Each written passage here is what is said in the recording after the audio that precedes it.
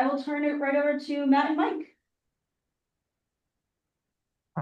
Hey Bradley, how are you?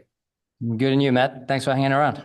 Absolutely. I wonder, just to start out with, Ale has talked a little bit to us about how important this trophy in particular and this competition has been to him.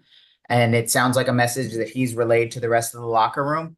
I wonder how important that is to have a veteran voice like that impresses upon the group what this competition means. Yeah, I think regardless of competition, I think Al has been massive around the group, whether it's reinforcement of how we're playing and what we're trying to do, and putting the team first. And I've seen a lot from Ale throughout the whole year. I think Ale also knows it's the shortest route to some silverware, right? And now we're at 2 games to a final, right? And we're not looking at the final, we're looking at the very next game. And yeah, it's unfortunate that got rained out, a month ago, whenever it was, because I felt we were pretty good there. And I think we're in a good spot now, just in terms of personnel, who's available, competition in the group. So yeah, again, his reinforcement is just our everyday business.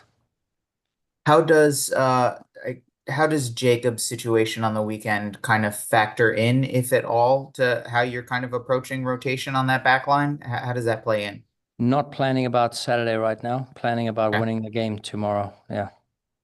And as far as Jacob, so I think this year he's set career highs in terms of fouls committed and yellow cards already. I wonder if there's anything you see in that, is if it's just some of it's luck, if it's just him being aggressive in the way that you guys want to. What do you think goes into I've that? I've seen an all-star performance in every game he plays. So, I'm grateful for the adaptation of the way we wanted him to play and want him to continue to be playing. That it results in that is not the most ideal, but it shows its commitment and belief in what we're trying to get out of Jacob. And Jacob gets a lot out of the philosophy, and I think likewise we get a lot out of Jacob. So I think it's a win-win situation, and for sure it's not the ideal situation. But at this point of the season, I think.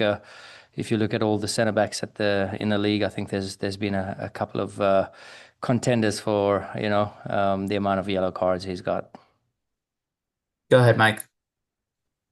Thanks, Matt. Hey, Coach. You talked at the post-match press conference about the human emotion of the game, the human nature of things as well. You're facing a team now that you've been fairly dominant against, and you had a very strong performance previously as well, not too long ago. How do you keep this team, mentally on check and on track when they are very comfortable and confident against this opponent? I'm not sure, Mike, if you've been to see our trainings.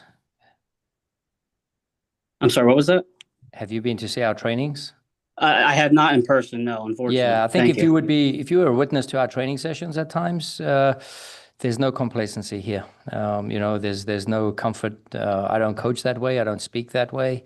And everyone has to bring it every single day. So, complacency is not a word that I need to speak about with this group particular. So we just feel business as usual. Now, having said that, there's no automatics and no guarantees that, just because we had a good game out there or against them a month ago or 4 games ago, to say that's going to be a rinse and repeat. We have to bring it every single day, and I think that's how we've been approaching every game since then and going forward. Absolutely. Thank you. Bradley, in terms of balancing the priorities, because you guys are in pole position for another trophy right now, how do you view how you balance the priorities between these two? And do you feel like you guys are in a position, health-wise, fatigue or lack of fatigue-wise, that you can go after both of these competitions full bore without any caveats? Yeah, I think it's a privilege to be, at this point of the season and to be in contention.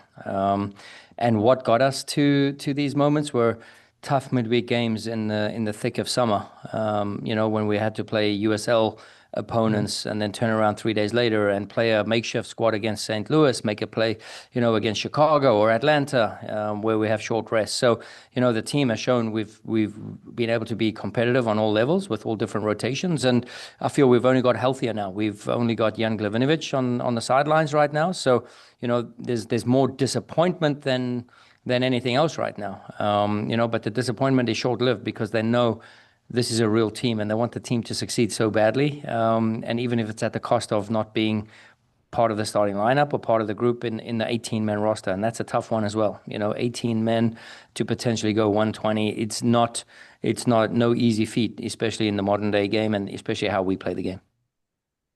In terms of, I know we spoke briefly about late goals the last game.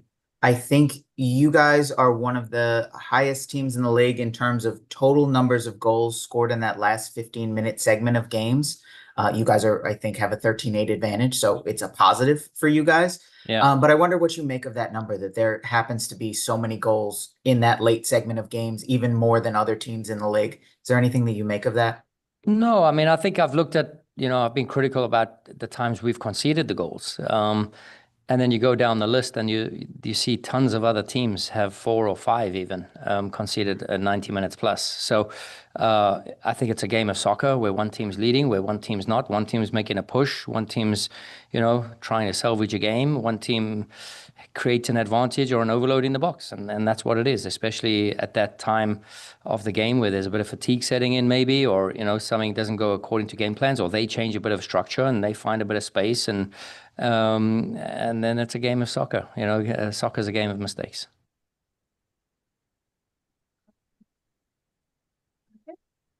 That's it for me, Erica. Appreciate it. Thank you.